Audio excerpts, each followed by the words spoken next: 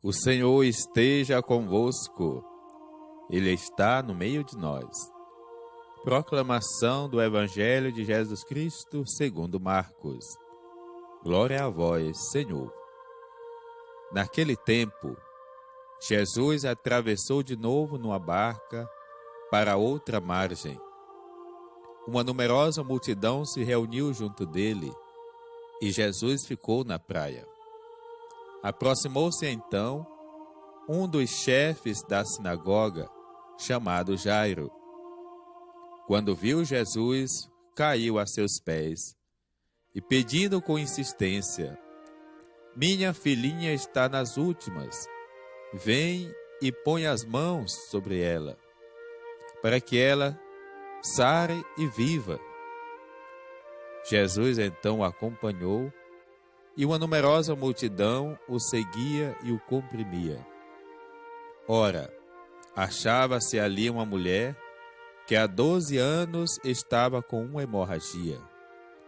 Tinha sofrido nas mãos de muitos médicos, gastou tudo o que possuía e, em vez de melhorar, piorava cada vez mais.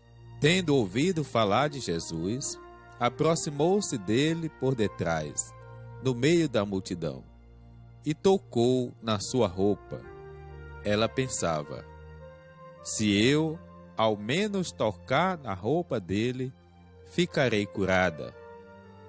A hemorragia parou imediatamente e a mulher sentiu dentro de si que estava curada da doença. Jesus logo percebeu que uma força tinha saído dele e, voltando-se no meio da multidão, perguntou: "Quem tocou na minha roupa?" Os discípulos disseram: "Estás vendo a multidão que te comprime e ainda perguntas: quem me tocou?" Ele, porém, olhava ao redor para ver quem havia feito aquilo. A mulher, cheia de medo e tremendo, percebendo o que lhe havia acontecido, veio e caiu aos pés de Jesus e contou-lhe toda a verdade. Ele lhe disse: "Filha, a tua fé te curou. Vai em paz e fica curada dessa doença." Ela estava ainda falando quando chegaram alguns da casa do chefe da sinagoga e disseram a Jairo: "Tua filha morreu. Por que ainda incomodar o mestre?" Jesus ouviu a notícia e disse ao chefe da sinagoga: "Não tenhas medo, basta ter fé." E não deixou que ninguém o acompanhasse, a não ser Pedro, Tiago e seu irmão João. Quando chegaram à casa do chefe da sinagoga, Jesus viu a confusão e como estavam chorando e gritando. Então ele entrou e disse: "Por que essa confusão e esse choro? A criança não morreu, mas está dormindo." Começaram então a caçoar dele. Mas ele mandou que todos saíssem, menos o pai e a mãe da menina, e os 3 discípulos que o acompanhavam. Depois entraram no quarto onde estava a criança. Jesus pegou na mão da menina e disse: "Talita cum", que quer dizer: "Menina, levanta-te." Ela levantou-se imediatamente e começou a andar, pois tinha 12 anos, e todos ficaram admirados. Ele recomendou com insistência que ninguém ficasse sabendo daquilo e mandou dar de comer à menina. Palavra da salvação. Glória a vós, Senhor. Irmãos e irmãs, o encontro com Jesus transforma a vida. 2 mulheres muito sofridas, uma jovem, uma criança, uma adolescente, e a outra uma adulta, vê em Jesus a única e última esperança. Jesus devolve a possibilidade de viver com dignidade, de poder caminhar sozinhas, de levantar-se diante das opressões que as mulheres viviam naquela época. Em nossa sociedade também marcada por tanta violência contra as mulheres, a liturgia deste domingo é um apelo ao respeito incondicional à mulher na vida afetiva, familiar, no trabalho, na educação, na política, na religião, na igreja. O evangelho de hoje é formado por duas ações de Jesus em favor dessas duas mulheres: a cura da filha de Jairo e a cura da mulher com fluxo de sangue. A fé é o tema que perpassa as duas cenas. Jesus atravessou de novo numa barca. No pequeno lago da Galileia, os discípulos podem reconhecer grandes coisas, segundo o Evangelho de Marcos. É ali que uma tempestade é acalmada por Jesus, que adormecia no barco, como lembramos domingo passado, e também onde os 12 podem ver Jesus caminhando sobre as águas. Passar pelo mar também é um convite para uma passagem interior rumo à interação ao projeto do reino. É isso que experimentarão os personagens desta passagem. Aproximou-se um dos chefes da sinagoga, chamado Jairo.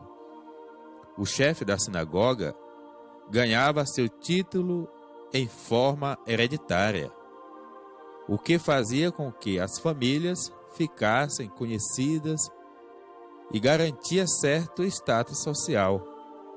Jairo é um dos poucos personagens que recebe nome no Evangelho de Marcos. Era chefe de sua família e também chefe da sinagoga. Quando viu Jesus, caiu a seus pés. A atitude de Jairo é de respeito, que mostra o reconhecimento da honra de Jesus como alguém de grande autoridade que está diante dele. Pediu com insistência: minha filha está nas últimas. É interessante que no texto, o chefe da sinagoga não se dirige a Jesus com nenhum título cristológico, tipo Senhor, Mestre. Seu apelo é direto. Sua filhinha está sofrendo. Ao mesmo tempo, reconhece em Jesus aquele que pode curar e restituir a vida. Uma numerosa multidão o seguia e o comprimia. A cena vai se desenrolando em meio à grande agitação. Jesus sai da barca e logo encontra a multidão. É interrompido por Jairo e o acompanha passando pelo meio do povo que o aperta. Logo a narrativa entrará em calma com a ressurreição. Achava-se ali uma mulher que há 12 anos estava com uma hemorragia. Marcos, o evangelista, nos apresenta outra personagem, desta vez sem nome, sem status social. Enquanto Jairo é o chefe da sinagoga, a mulher não tem outras descrições senão sua enfermidade. Era gravíssima, porque durava 12 anos, aliás, a idade da filha de Jairo. Além do mais, uma mulher com fluxo de sangue tinha que ficar separada de todos, segundo a legislação do livro do Levítico, o capítulo 15, versículo 25 seguinte. O lugar onde ela estava, suas roupas, sua cama e qualquer coisa ou pessoa que ela tocasse estaria ao mesmo estado de impureza que ela. Tinha sofrido nas mãos de muitos médicos, gastou tudo o que possuía. Além de ser alguém sem nome, esquecida em seu vilarejo, separada da sociedade, Outro agravante causava sofrimento à mulher. Estava pobre, já que havia gastado todos os seus recursos com médicos. Certamente vinha de certas posses, já que conseguiu tratamento, mas perdeu tudo. Em pouco tempo, encontraria com o verdadeiro médico. Em vez de melhorar, piorava cada vez mais. A situação era duríssima.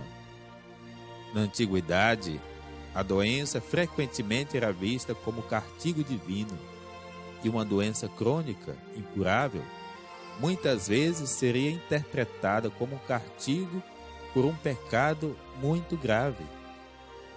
Havia uma antiga tradição rabínica que dizia que na época de Moisés, de tão abençoada, não havia fluxo de sangue ou lepra. Aproximou-se dele por detrás e tocou na sua roupa. A mulher impura toca Jesus e o coloca em estado de impureza legal. Não se aproxima dando honras formais como Jairo, mas é guiada por sua fé, já que ouvira falar que Jesus estava por ali. Quem tocou minha roupa? A pergunta de Jesus nos deixa perplexos. Primeiro porque a mulher já havia curada e sabia disso, como o próprio Evangelho nos diz. Poderia ir embora com tranquilidade. Depois porque a multidão o tocava a todo o tempo, o que causa espanto inclusive nos discípulos. A mulher, cheia de medo e tremendo, veio e caiu aos pés de Jesus. A mulher se amedronta, provavelmente porque sabia que poderia despertar a fúria da multidão, vendo que havia tornado um homem puro por haver-lhe tocado. Ao mesmo tempo, a reação de temor é típica diante das grandes manifestações de Deus, as teofanias. Sua reação é cheia de fé. Enquanto Jairo tinha caído aos pés, a mulher se prostra. Trata-se de um verbo grego usado para ações movidas pela fé. Filha, a tua fé te curou. Vai em paz e fica curada dessa doença. Jesus fala para a mulher aquilo que ela já sabia, mas a multidão também precisava ouvir. É a ação nobre que restaura não somente o corpo, mas que dá verdadeira vida para a mulher empobrecida.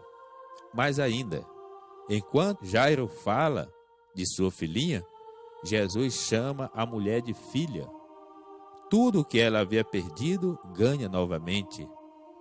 Jesus não havia ficado impuro com o seu toque. Do contrário, sua pureza a torna pura novamente. Não tenhas medo, basta ter fé.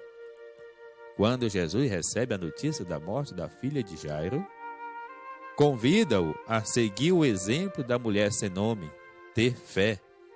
Somente ela é capaz de fazer o homem esperar contra tudo e todos a fé. Porque essa confusão e esse choro? Mais uma vez o clima é de confusão e desordem. A luz que brilha daquela cura contrasta as trevas da falta de fé absoluta que Jesus encontra na casa do chefe da sinagoga, que fica ainda mais aguda quando começam a caçoar de Jesus quando diz que a criança está dormindo, ou seja, quando mostra a situação desde os olhos da fé. Talita cum, Jesus está com seu círculo íntimo. 3 discípulos o acompanham e a família da criança, que também o acompanhava. Ao todo, são 7. A ressurreição acontece dentro do círculo dos discípulos. A vida da menina é restituída, porque a força de Jesus manifesta dentro da comunidade cristã e faz com que essa comunidade vença toda a enfermidade que leve à morte. O verbo dormindo significa morrer. O verbo levantar significa ressuscitar. O tema central do evangelho de hoje é a fé e a força da fé. A mulher que sofria de uma hemorragia há 12 anos, Jesus disse: "A tua fé te curou." E ao pai da menina morta: "Não tenhas medo, basta ter fé." A fé é tocar Jesus, é estar em comunhão com Ele, no discipulado com Ele e na comunidade. A comunhão com Jesus vence a nossa doença mortal, o medo e a própria morte. A mulher da hemorragia mostra o dinamismo da fé. Seu ponto de partida consiste em ouvir Jesus, que abre do desespero pela própria impotência para a confiança no seu poder. Ela toca Jesus pelas costas, o que se torna depois um diálogo face a face com ele. A atitude de Jairo mostra a qualidade da fé. É uma força maior que qualquer medo e consiste em confiar totalmente em Jesus e na sua palavra, mesmo diante de situações que parecem ser a morte. Na menina, enfim, vê-se a eficácia da fé, a ressurreição, vitória sobre o último inimigo do ser humano, que é a morte. Sejamos, irmãos e irmãs, pessoas de fé. Alimente a sua fé na comunidade. Alimente a sua fé com a palavra de Deus. Alimente a sua fé com a missão. Em nome do Pai, do Filho e do Espírito Santo. Amém.